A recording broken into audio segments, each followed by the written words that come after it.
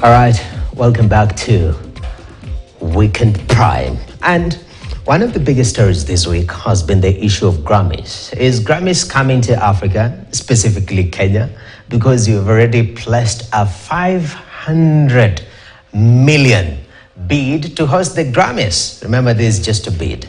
It seems to be something that the president is very optimistic that it will come to pass. But the big question is it something? Is it a dream that will come to be a reality or not? And the president spoke about this particular issue, and later on we had Kenyans reacting to it, of course, with a different point of view. Right now, to bring this issue of creative economy discussion in our country, I'd like to welcome Ezekiel Onyango. He's an executive producer, currently the chairperson of Kenya Film and Television Professionals Association, that is KFTPA. And Ezekiel, you were part of that town hall with the president 3 days ago. In fact, you're the one who elicited that discussion about creative economy, and we went round different things that we're doing, but what caught Kenyans' eyes was the issue about Grammys coming to Africa. Yes. Is that a reality as an industry player, or are we borrowing a page from a fictional book?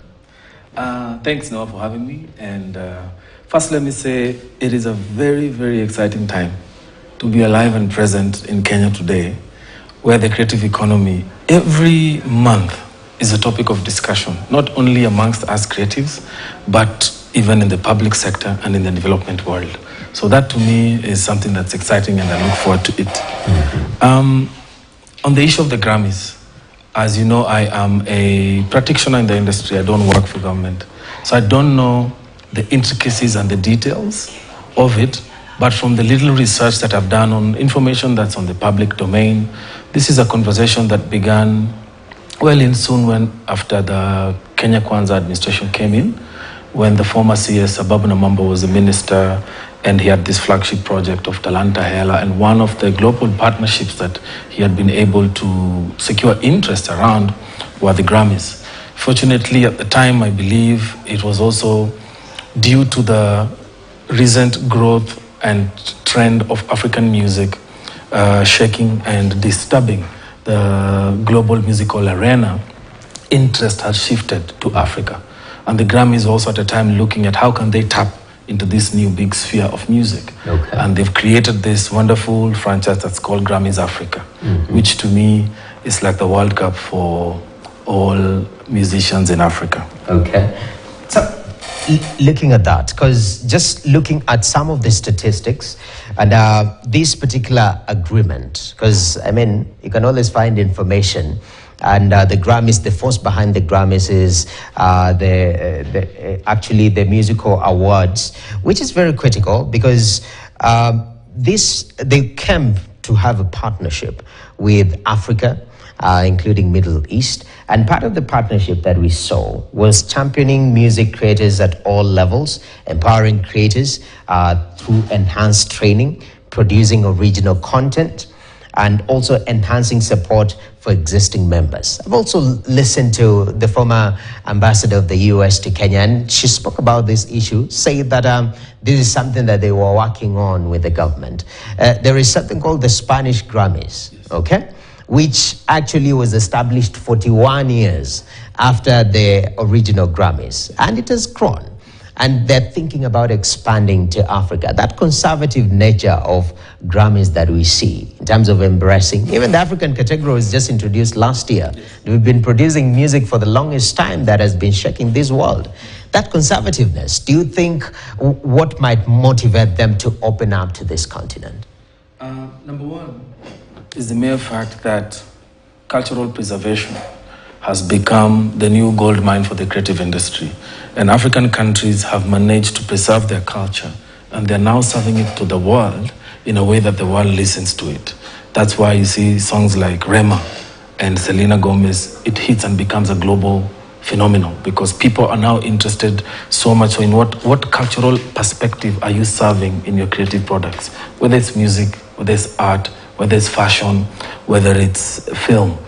The appetite for cultural consumption has grown. Mm-hmm. But to speak to this issue of the Grammys. I know the big question there is that amount of money, 500 million, which is a lot of money. But I am somebody who's studied cultural economics, and I'd like to give two perspectives just because of that figure of money. In cultural economics, there's something called public investments, and then there's public funds for development.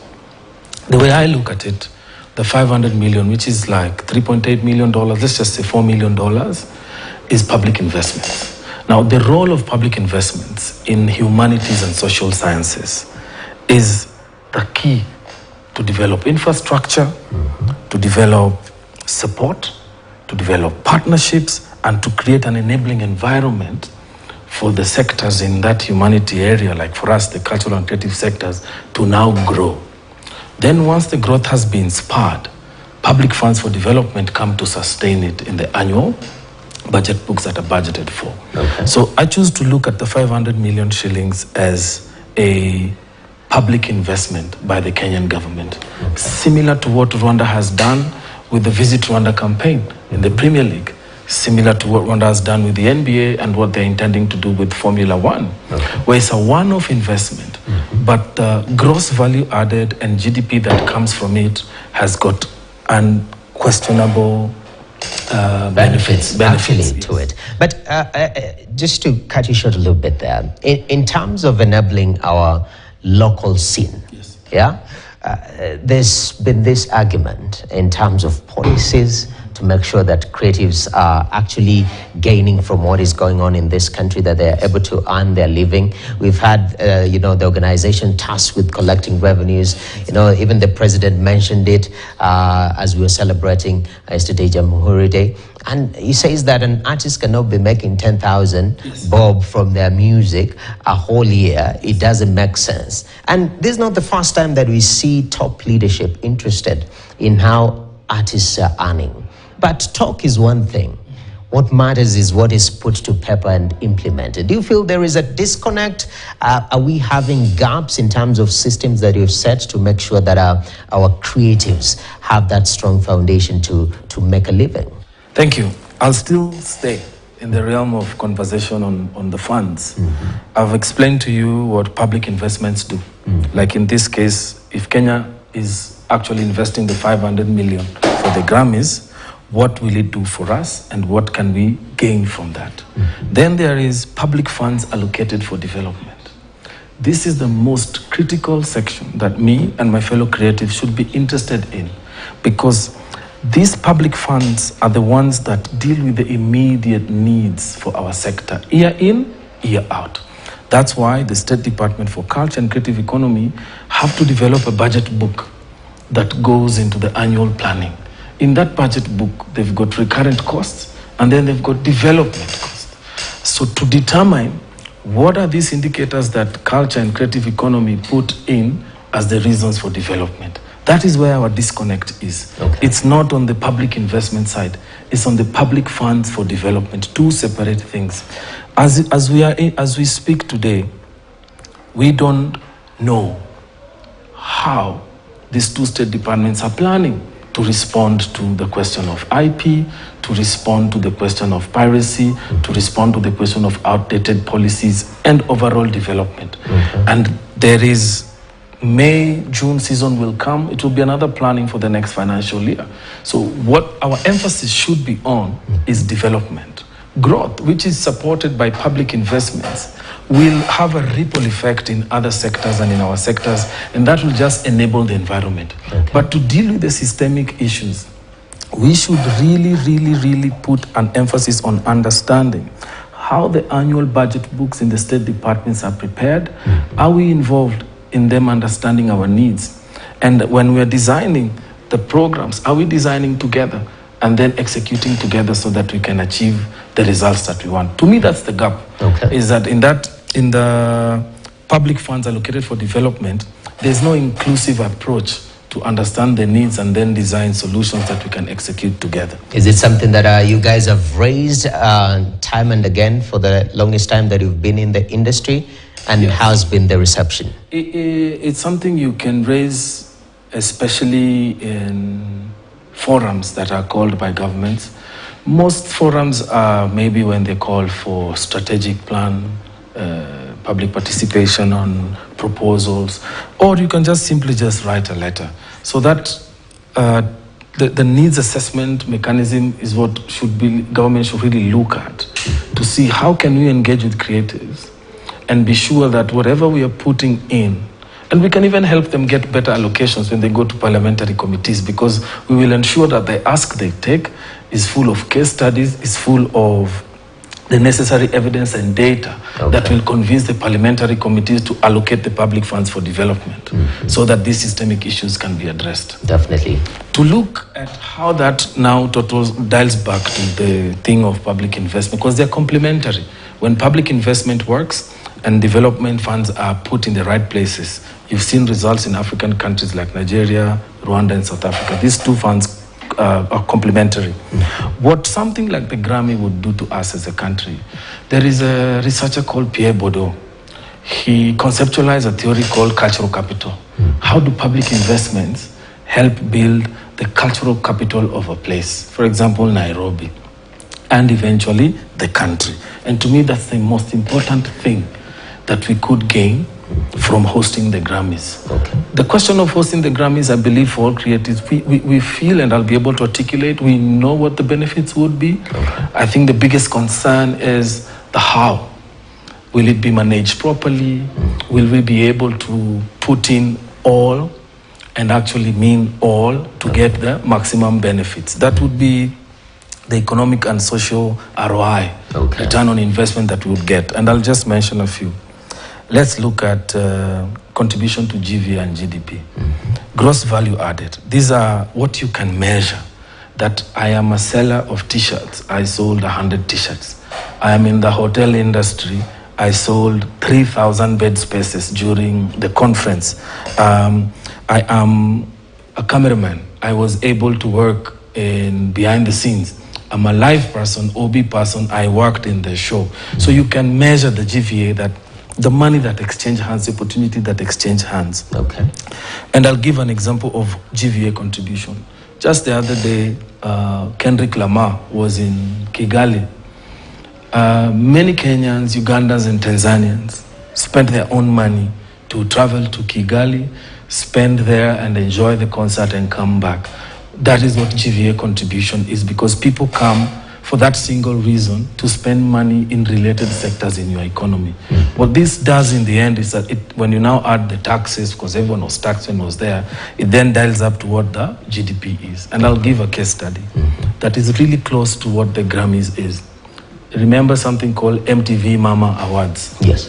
Kenya hosted it some times back. I was fortunate enough to have participated. What I gained mostly was not even what I earned, but the talent retention that I stayed with.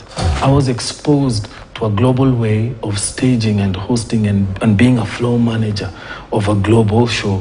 What that did to my career afterwards is I became very marketable because of the simplicity of saying I was an assistant floor manager on this particular production. So it retains your talent and it elevates your status. When MTV Mama Awards went to South Africa in 2016, we don't have data in Kenya because we don't measure our sector critically. South Africa does. 2016, the South African government invested approximately $2 million. That's like 300 million Kenya shillings in that MTV Mama Awards. The GVA, what I've explained today, that single event generated for Johannesburg was $4 million. Measured and reported. This is direct spending in tourism, hospitality, and related services.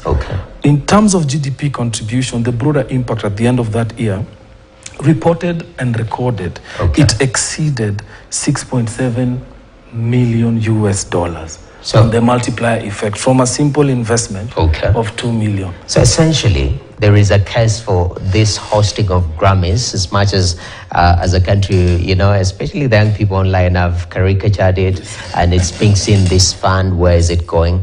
But there is a case study behind the economics of investing 500 million shillings and how you can make more from it. But Easy, that's where we put a full stop to this conversation. I'm glad you've made your case, which is very, very interesting and giving a perspective to a discussion that I feel has been skewed. Unfortunately, our time is up. Easy. We don't even have a minute. I wish, because of the interest. But thank you very much. I really appreciate that perspective, because when we talk about creative economy, we have to get the numbers, and you've come with the numbers to justify, and case studies looking at the mamas and whatnot. So imagine what Oscars could do. But the big question, of course, is about accountability in the government. Where did this 500 million come from? Where was it deposited? All those are finer details that Kenyans are not been furnished to, and it leaves room to a lot of speculation. Today we've had Ezekiel Onyango,